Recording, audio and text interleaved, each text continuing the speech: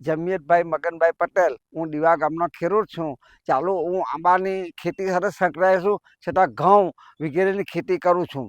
આ સાલ પરિસ્થિતિ આંબાની અંદર એટલો બધો મોર આવેલો હતો કે પહેલો ફાલ તો અમારો ચોપડો આવવાની થોડો દેર થયો, બીજો ફાલ અત્યારે સારામાં સારો છે.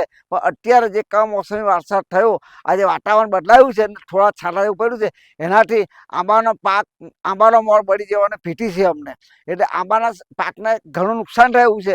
લોકોને અમે એવું ઈચ્છતા હતા કે આ સાલ મીઠી મધુરી કેરીનો સ્વાદ સસ્તો ખાવા મળશે, પણ એ પરિસ્થિતિ કુદરતી વિમુખ થઈ છે થોડી, ને વાદળછાયું વાતાવરણ આવવાથી અમારા પાકને નુકસાન થાય એવી ભીતિ છે.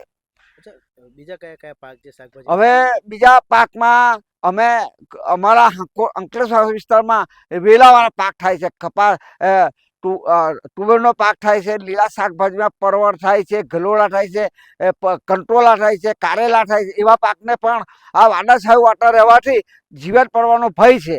એટલે આ વાદળછાયું થવાથી જીવાતને મોકળું મેદાન મળી જાય, એના ઈંડા જલ્દી સેવાઈ જાય છે અને એ પાકને નુકસાન કરે એવી અમને ભીતિ છે.